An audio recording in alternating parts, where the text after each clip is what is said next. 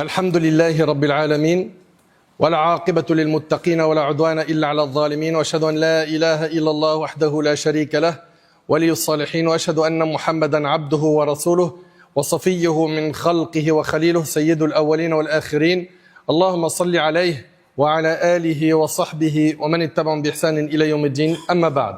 Chers frères et sœurs, notre thème bi'idhnillahi tabarak wa ta'ala aujourd'hui est le Ramadan, le mois du changement.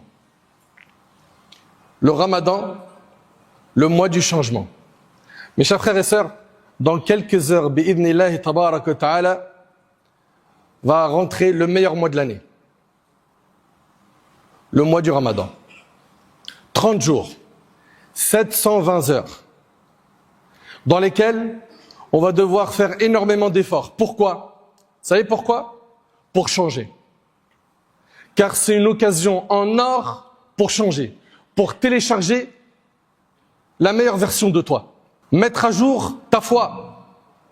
Tu as besoin, mon frère, tu as besoin de ma sœur, de te ressourcer, de profiter de ce mois. Surtout que les portes de l'enfer vont être fermées.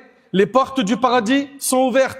Le prophète alayhi salatu wassalam a dit, la marchandise d'Allah vaut cher, la marchandise d'Allah c'est le paradis. Le paradis, il te sera accessible par le fait que les bonnes actions sont multipliées, par le fait que tu pourras te prendre en main plus facilement et mettre fin aux maladies de ton âme. Mais la question que je me pose ainsi que vous est la suivante. Quelle décision vas-tu prendre pour accueillir ce mois? Quelle décision as-tu pris, mon frère? Quelle décision t'as pris, ma sœur, pour accueillir ce mois? La décision que tu vas prendre pour accueillir ce mois va être décisive. C'est en fonction d'elle que tu vas te donner les moyens ou pas. C'est en fonction d'elle que tu vas faire les causes et tu feras, bi'idhnillahi tabarak wa ta'ala, partie des affranchis de l'enfer ou pas. Pour toi, Ramadan, ça représente quoi? Le mois du ventre? T'as rien compris? Le mois où on va dormir, où on va se reposer? Non! C'est le mois où tu vas faire des efforts pour améliorer l'état de ton cœur, en venant à la mosquée, en priant, en donnant un maximum de temps au livre d'Allah, en le lisant, en le méditant. Si jusqu'à aujourd'hui, on a énormément de maladies spirituelles, c'est parce que le Coran, il n'a pas encore opéré sur ton cœur. Pourquoi? Parce que tu t'en es éloigné. Tu as le livre d'Allah chez toi. Tu l'ouvres pendant Ramadan. Mais est-ce que tu le médites? Ça fait combien de temps qu'on jeûne, mes frères? Mes sœurs, ça fait combien de temps qu'on jeûne? Allah subhanahu wa ta'ala, il nous a donné plusieurs occasions de pouvoir jeûner le mois de Ramadan. Mais est-ce que réellement, après la fin de Ramadan, on a changé, on est devenu meilleur? Il faut qu'on se pose la question. Ce mois-là, c'est le mois du changement. Comprends-le, si tu profites pas, si pendant Ramadan, tu fais pas les causes, mais quand est-ce que tu vas te prendre en main? Quand? Si pendant Ramadan, tu fais aucun effort, quand est-ce que tu vas te réveiller?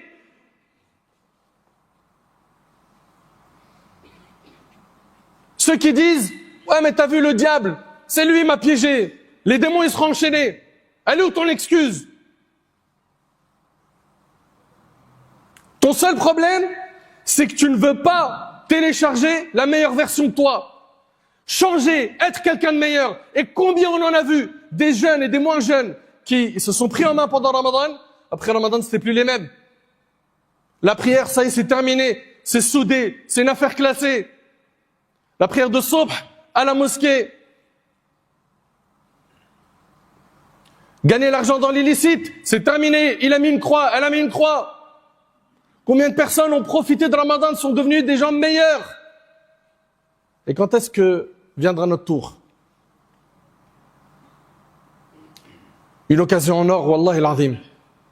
Wallahi l'azim, c'est une occasion en or qui nous attend. Et on ne sait même pas si on sera vivant les quelques heures qui nous séparent de Ramadan. Wallahi l'azim, qu'on n'a pas de garantie de vivre jusqu'à ce Ramadan.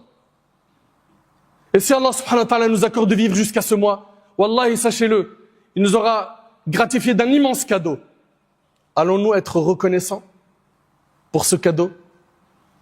en sacrifiant énormément de notre temps, de notre énergie pour l'adorer, pour changer? Ou est-ce que tes mauvaises habitudes ne vont pas te lâcher? Ça sera, il dort beaucoup, il mange beaucoup, il perd du temps, elle perd du temps, les centres commerciaux, les écrans, TikTok, les stories, les influenceurs. Stop! À un moment donné, il faut que tu t'arrêtes. C'est pas possible. Pendant Ramadan, tu t'arrêtes pas, tu es en roue libre. Mais quand est-ce que tu vas changer? Quand est-ce que tu vas te prendre en main? Mes petits frères, mes petites sœurs, je m'adresse surtout à vous. Parce que vous avez de l'énergie, vous avez du temps. Malheureusement, vous êtes nombreux à suivre des mauvais modèles. Ces influenceurs qui vous volent ce que vous avez de plus précieux, votre temps. Ce sont des voleurs. Oui, ils vous volent du temps. Quand tu regardes ton temps d'écran, quand tu as scrollé 2-3 heures pour regarder des trucs inutiles, ou quand tu es en train de regarder les stories d'un tel ou d'une telle, elle a mangé ça, elle est partie à la salle, elle a fait du sport, lui il a mangé un bol de je ne sais quoi, il a poussé un peu la barre, et après il s'est pris en photo devant un bon plat avec sa voiture de luxe. Vous passez votre temps à regarder la vie des autres. Prenez votre vie en main. Réveillez-vous. Et prenez-la dans le chemin qui satisfait Allah, le chemin halal, pas le chemin haram. Tous ceux qui ont percé dans le haram, ça a été une courte durée. Et après, tôt ou tard, les épreuves leur sont tombées dessus. La prison, les règlements de compte, une balle perdue, il peut plus marcher dans tel quartier, il a dû bouger de ville. Le haram, ça paye mal. Il est temps qu'on se repente, qu'on revienne à Allah.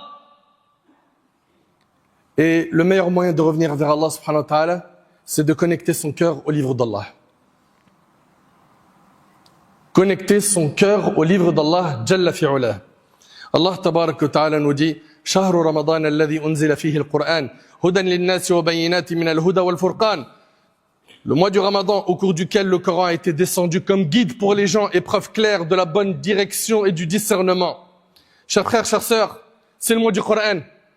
C'est pas le mois des écrans. C'est pas le mois du ventre. C'est pas le mois pour dormir. C'est le mois du Coran. Si ce mois a autant de valeur, c'est parce que le Coran a été révélé dans ce mois. Réveillez-vous. Connectez votre cœur une bonne fois pour toutes au livre d'Allah. Pourquoi? Parce qu'il se joue après la mort. Tu crois que c'est quoi? Tu crois que c'est un jeu? Tu crois que c'est une peine de prison avec un avocat, ça va être allégé? Tu crois après la mort, c'est de la blague? Après la mort, c'est Jannah ou Nar. Allah Ta'ala dit Fariqun fil Jannah wa Fariqun fil Sa'ir. Un groupe sera au paradis, un groupe sera en enfer. On sera où? Certains, le jour du jugement, vont rester 50 000 ans debout, sous le soleil brûlant. D'autres, non. Ils seront sur des chairs de lumière, sous l'ombre du trône d'Allah, abreuvés par le prophète ensemble qui leur donnera à boire du bassin. Ils seront dans le confort, dans le luxe. Pourquoi? Sur terre, ils n'ont pas eu une vie d'insouciants. Sur terre, ils n'ont pas suivi la masse. Sur terre, ils ont suivi le modèle qu'Allah a envoyé à l'humanité, Rasulullah, sallallahu alayhi wa sallam. Ça t'intéresse pas de suivre le meilleur modèle qu'Allah subhanahu wa ta'ala a envoyé? Que connais-tu de lui? N'est-il pas venu le moment de te reconnecter à sa biographie? De la lire, là, pendant Ramadan? Lis, occupe ton temps. T'as du temps, n'est-ce pas? Qu'est-ce que tu connais du prophète, alayhi salatu wassalam? Si je te dis, Sulh al-Hudaybiyah, le pacte de l'Hudaybiyah, ça te parle? Si je te dis la bataille du fossé, ça te parle? Hilf al-Fudul, ça te parle? Non. Mais par contre, tel influenceur qui te fait des millions de vues, ah oui, ça me parle. Et en plus, ce qui te fend le cœur, Wallahi al-Azim, j'ai le cœur qui saigne, c'est que ceux et celles aujourd'hui qui occupent la masse des gens dans le monde francophone, pas en France, hein, dans le monde francophone, c'est les nôtres. C'est eux qui louent des maisons aujourd'hui et qui nous font des téléréalités et qui sont contents de faire des millions de vues sur Snap. C'est les nôtres. Au lieu d'être des bons modèles, c'est des mauvais modèles. Ils prêchent le haram. Ils banalisent le haram. Tu vois dans leur story, de la drague, des clashs, des insultes, et on y met la religion en plus dans tout ça. Mais à un moment donné, faut se réveiller. Et même ces gens-là, jusqu'à quand vous allez viser ce contenu? Jusqu'à quand? Le contenu de ces gens-là, on peut encore le visionner sur le net. Tant que les gens peuvent visionner vos contenus, vous avez des péchés. Profitez de Ramadan pour faire un nettoyage. Nettoie ton cœur, nettoie tes réseaux sociaux, nettoie ton agenda. Les fréquentations illicites t'enlèvent.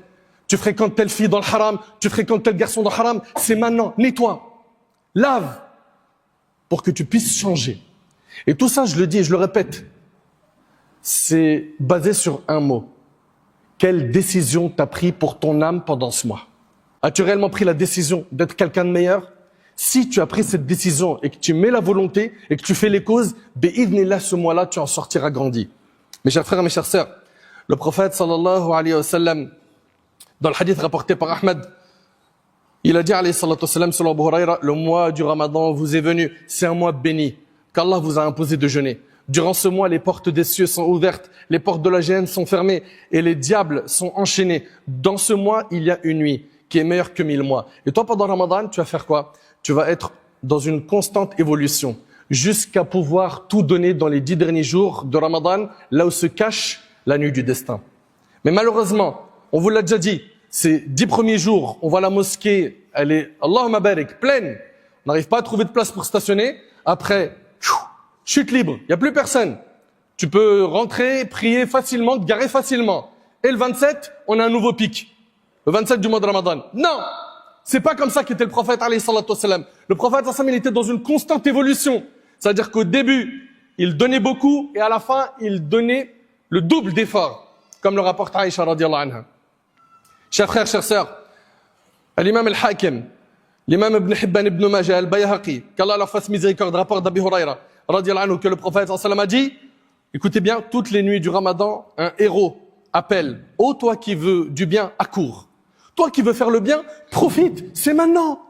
Profite, mets le paquet. Change, évolue, va vers ton Seigneur. Et ô toi qui veux faire du mal, cesse. Toutes les nuits, il y a cet appel qui est lancé pendant Ramadan. Toi qui veux faire le bien, presse-toi, accours. Et toi qui veux faire le mal, cesse. Et chaque soir, Allah a franchi de l'enfer un certain nombre de personnes. Subhanallah, le Ramadan, c'est l'occasion de télécharger la meilleure version de toi. C'est peut-être ton dernier Ramadan. Mets le paquet, mon frère. Ma sœur, mets le paquet, retrousse-toi les manches. Fais le nécessaire pour faire partie des affranchis de l'enfer. Dans ce hadith, on voit que toutes les nuits, Allah subhanahu wa ta'ala affranchit des gens de l'enfer. Le prophète sallallahu alayhi wa sallam a dit, dans le hadith rapporté par Bukhari et Muslim sur Abu Huraira, quiconque jeûne le mois du Ramadan, poussé par sa foi et dans l'espoir de la récompense divine, Allah l'absout de tous ses péchés passés. Subhanallah, tu jeûnes, Allah il te pardonne tes péchés passés. Le prophète sallam dans le hadith rapporté par Bukhari et Muslim sur Abu Huraira, il a dit alayhi salatu wa sallam, quiconque veille en prière le mois du Ramadan, poussé par sa foi et dans l'espoir de la récompense divine, Allah l'absout de tous ses péchés. Allah, il lui pardonne tous ses péchés passés. Tu vas prier la nuit. Et c'est comme ça, notre jeûne doit être plein de ibadat. On va être dans le dhikr d'Allah, l'évocation d'Allah, on va fréquenter les mosquées, on va prier les prières obligatoires, ça, bien évidemment, c'est non discutable. Et on va venir prier aussi les prières de nuit. Tarawih. S'ajoute à cela que tu vas lire le Coran, faire des aumônes, etc. Le prophète sallam, il dit également, dans le hadith rapporté par Bukhari et Muslim selon Abu Huraira, quiconque veille en prière la nuit du destin, poussé par sa foi et dans l'espoir de la récompense divine, Allah l'absout de tous ses péchés. Si tu peux, j'ai bien dit si tu peux, prendre des vacances pour les 10 derniers jours de Ramadan et trouver une mosquée dans laquelle on peut faire al-i'tikaf, la retraite spirituelle, fais-le. Afin de garantir la récompense de la nuit du destin. Si tu ne peux pas, au moins pose quelques jours pour reposer ton âme. Venir à la mosquée te ressourcer. Vous prenez bien des jours de congé pour reposer votre corps. T'en ressens le besoin. Pourquoi on ne le ferait pas pour venir mettre le paquet dans les nuits impaires? Afin de gagner la récompense de la nuit du destin. Également dans le hadith rapporté par Bukhari et Muslim selon Abu Huraira, le prophète sallam a dit, Allah a dit, tout ce que fait le fils d'Adam est pour lui-même sauf le jeûne. Il est pour moi et c'est moi qui en donne la récompense. Le jeûne est un bouclier, c'est un bouclier contre le feu de l'enfer. Quand l'un de vous jeûne, qu'il s'abstienne de dire des choses obscènes, il jeûne et tu le vois dire des gros mots. Il jeûne, il ment. Il jeûne, il calomnie. Le prophète sallam a dit, il se peut qu'un jeûneur n'ait de son jeûne que la faim et la soif. C'est-à-dire qu'il n'a pas de récompense. Allah n'accepte pas son jeûne et finalement ce qui va récolter de son jeûne, c'est qu'il a eu faim et soif. C'est tout. T'imagines? Réveille-toi. Nettoie ta langue. Qui débite en gros mots, qui débite en mensonges, en calomnie, en médisance. Calme-toi. Surveille tes yeux, surveille tes oreilles. Quand l'un de vous jeûne, qu'il s'abstienne de dire des choses obscènes et d'élever la voix, et bien évidemment, tu dois faire preuve d'un excellent comportement pendant le jeûne. C'est pas sous prétexte que t'as faim tu vas commencer à montrer un mauvais comportement aux gens et tu vas justifier ça en disant quoi? Ils vont même justifier ça en disant, écoute, là, je t'explique, je suis en colère, je jeûne. Mais t'as pas compris le jeûne. Le jeûne, son but, c'est que tu sois quelqu'un de pieux. Que tu sois quelqu'un qui a un bon comportement, qui soit exemplaire. Si quelqu'un l'insulte ou le provoque au combat, qu'il se contente de dire « je suis en état de jeûne ». Par celui qui tient l'âme de Muhammad dans sa main, la mauvaise haleine du jeûneur a certainement pour Allah une meilleure odeur que le musc. Le jeûneur connaît deux joies. Quand il rend son jeûne, il se réjouit, et quand il rencontre son Seigneur, il se réjouit de son jeûne. Et écoutez ce que le prophète sallam dit dans le hadith rapporté par l'imam Ahmad avec une chaîne de transmission qui est bonne. Al-Hakim également le rapporte dans le Mustadrak. Ça a été authentifié par Al-Hakim et Al-Zahabi l'a approuvé. Le prophète sallam a dit, le jeûne et le Coran intercéderont en faveur de leur auteur. Le jeûne et le Coran intercéderont en faveur de leur auteur. Le jeûne il va dire le jour du jugement, ô Seigneur, je l'ai empêché de manger et de boire en journée, laisse-moi intercéder en sa faveur. Et le Coran dira, ô Seigneur, je l'ai empêché de dormir la nuit, laisse-moi intercéder en sa faveur. Et ils auront le droit à l'intercession. Qui? Le jeûne et le Coran. T'imagines le jeûne qui vient le jour du jugement, prendre ta défense, le Coran qui vient intercéder pour toi. Pourquoi? Parce que la nuit, tu l'as lu, tu l'as médité, tu étais dans le Coran. Pose-toi la question. La nuit, tu vas faire quoi toi? C'était quoi tes plans pour la nuit? Rester avec tes amis en bas de l'immeuble? Scroller sur le net? Jouer aux jeux vidéo? Finir tes séries Netflix? C'est quoi tes projets pour la nuit? Venir à la mosquée? Non, moi je veux dire la vérité, moi c'est rester avec mes potes. Que ce soit virtuellement ou physiquement, on va rester ensemble. Venez à la mosquée, encouragez-vous à faire le bien. Pourquoi vous vous motivez pas? Pourquoi il n'y a pas un moteur parmi vous qui fait le nécessaire pour tirer la locomotive vers l'avant? Pourquoi? Allah Ta'ala il dit inna fi dhalika la dhikra liman kana lahu qalb aw alqa as-sam'a wa huwa shahid. Il est bien là un rappel pour quiconque a un cœur. Le rappel finalement il est pour qui? Pour celui qui a un cœur vivant. Lui, il va réceptionner les paroles qu'on est en train de dire depuis tout à l'heure. Allah dit il y a bien là un rappel pour quiconque a un cœur. Prête l'oreille tout en étant témoin. Chers frères et sœurs, il s'agit d'une occasion en or. Une occasion dans laquelle tu dois demander à Allah subhanahu wa ta'ala de te pardonner. Fais preuve d'humilité. Exprime ta pauvreté à Allah et dis-lui, Ya Rab, guide-moi. Ya Allah, pardonne-moi. Ya Allah, améliore ma situation. Invoque-le. Demande-lui son pardon. Demande-lui sa miséricorde. Et ne désespère jamais des péchés que tu as fait. Même si tu as fait énormément de grands péchés. Même si tu as noirci le tableau de péchés, ne te dis pas c'est trop tard. Non. Ne pense pas et fais pas cette erreur. Pense pas que tes péchés sont plus grands que la miséricorde d'Allah. Allah tabaraka wa ta'ala dit dans le hadith de Anas, ô fils d'Adam, tant que tu m'invoques et tu espères en moi, je t'absoudrai malgré ce qui s'est produit de toi et je ne m'en soucierai pas. C'est-à-dire qu'Allah il ne va pas se soucier du nombre de tes péchés. Ô fils d'Adam, si tes péchés ont atteint les nuages du ciel et que tu me demandes de t'absoudre, je t'absoudrai et je ne m'en soucierai pas. Ô fils d'Adam, si tu viens à moi avec la contenance de la terre comme péché, et que tu me rencontres sans m'associer personne, je t'apporterai sa contenance comme absolution et c'est rapporté par Tirmidhi. Allah tabaraka wa ta'ala dit قُلْ يَا عِبَادِيَ الَّذِينَ أَسْرَفُوا عَلَى أَنفُسِهِمْ لَا تَقْنَطُوا مِنْ رَحْمَةِ اللَّهِ إِنَّ اللَّهَ يَغْفِرُ الذُّنُوبَ جَمِيعًا إِنَّهُ هُوَ الْغَفُورُ الرَّحِيمُ. Dis, ô mes serviteurs, qui avez commis des excès à votre propre détriment, ne désespérez pas de la miséricorde d'Allah. Car Allah pardonne tous les péchés. Oui, c'est lui le pardonneur, le très miséricordieux. Toi qui as été insouciant, réveille-toi. Toi qui as été négligent, réveille-toi. Reviens à Allah le Très-Haut. Et rappelle-toi que peu importe la durée de ce monde est éphémère. Et quoi que tu le vois comme étant beau, il ne vaut pas l'aile d'un moustique auprès d'Allah subhanahu wa ta'ala. Concentre-toi sur la vraie vie, qui est éternelle. Concentre-toi sur la vie après la mort. Et ne fais pas cette transaction perdante d'échanger l'au-delà éternel contre ce bas monde éphémère. Allah tabaraka wa ta'ala, quand il nous parle du paradis, il nous demande de nous précipiter, de nous hâter. Allah azza wa jalla dit وَسَارِعُوا إِلَى مَغْفِرَةٍ مِّن رَبِّكُمْ وَجَنَّةٍ عَرْضُهَا السَّمَاوَاتُ وَالْأَرْضُ أُعِدَّتْ لِلْمُتَّقِينَ. Hâtez-vous vers ce qui vous fera mériter le pardon de votre Seigneur et un paradis aussi vaste que les cieux et la terre préparés pour qui? préparé pour les pieux. Préparé pour les pieux. Allah Ta'ala dans le Coran, concernant le jeûne, il nous dit « Ya ayyuhalladhina amanu, kutiba alaykum as-siyam kama kutiba ala alladhina min qablikum la'allakum tattaqun » Ô vous qui avez cru, il vous a été prescrit le jeûne, tout comme il a été prescrit aux communautés qui vous ont précédé, afin que vous atteigniez la piété. Donc l'objectif de Ramadan, c'est d'être pieux. La piété, c'est quoi? C'est faire ce qui est obligatoire, délaisser ce qui est interdit. Mettre entre toi et la colère d'Allah un mur. Pendant ce mois, tout est réuni pour que tu puisses réussir à devenir quelqu'un de pieux, à enfin changer. Chers frères, chères sœurs, décidez-vous aujourd'hui, pas demain, à vous prendre en main sérieusement. Décidez-vous à sortir de ce mois avec la meilleure version de vous-même, avec les mises à jour. Vous avez bien remarqué que vos tablettes, vos smartphones, vos ordi vous demandent régulièrement de faire des mises à jour. Pourquoi? Pour mettre au point le tout. Il faut que tu fasses une mise à jour de toi-même. Prenez garde à tout ce qui ne sera pas utile, à ce qui vous égarera pendant ce mois, car le plus important, c'est de se présenter à Allah le jour du jugement avec un cœur sain. Chers frères, chères sœurs, délaissez la perte de temps. Battez-vous contre ces addictions-là, des écrans. Combien on en a aujourd'hui? Ils n'imaginent même pas un Ramadan sans écran, quelques heures par jour, c'est-à-dire juste une diminution d'écran.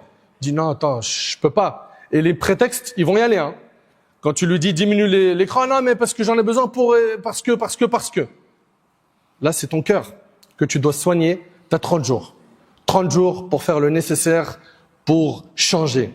Comprends que si tu te prends pas en main, il n'y aura pas de changement. Donc, dirigez-vous tous vers le Coran, qu'on fasse le nécessaire pour renouer avec le Coran, qu'on le médite, qu'on le mette en pratique surtout, qu'on multiplie le dhikr, les demandes de pardon, qu'on renouvelle nos repentirs pour Allah subhanahu wa ta'ala. Et sachez que c'est une occasion en or. Si Allah subhanahu wa ta'ala nous l'accorde, il n'est pas dit qu'on connaîtra d'autres ramadans après celui-là. Enfin, profitons un maximum en mettant un plan, en mettant les moyens de mettre en pratique ce plan, et surtout que tu ne sois pas le même à l'entrée et à la sortie de Ramadan. Le prophète, il est monté sur le minbar à 3 reprises sur la chaire sur laquelle il fait le prêche, et il a dit Amin, Amin, Amin. Amin, c'est-à-dire Allahumma stajib, ou Allah exauce l'invocation. Et quand on lui a demandé, Ya Rasulallah, tu as dit Amin, parmi ce que Jibril lui a dit, il a dit, l'ange Gabriel est venu et il m'a dit qu'il soit humilié. Qu'il soit humilié. Qui? Celui qui rencontrera le Ramadan, puis le Ramadan partira sans qu'il ne lui ait été pardonné. Qu'il soit humilié. Et le prophète sallam a dit Amin. Si tu ne veux pas être touché par l'humiliation, si tu veux réussir le jour du jugement, l'occasion, elle est là, elle est devant nous, qu'on se prenne en main, prends la décision ferme de changer, mets cette volonté dans ton cœur et donne-toi les moyens de concrétiser ça. Et tu verras que en faisant un peu d'effort, Allah Ta'ala t'ouvrira énormément de portes qui mènent à lui, et il te facilitera la voie du repentir, la bonne fréquentation et le fait de faire des bonnes actions. J'implore Allah Tabaraka wa Ta'ala de nous faire vivre jusqu'à Ramadan. J'implore Allah Tabaraka wa Ta'ala de nous accorder la piété. J'implore Allah Tabaraka wa Ta'ala de faire de nous des gens véridiques, des gens sincères. J'implore Allah Subhanahu wa Ta'ala d'améliorer notre situation.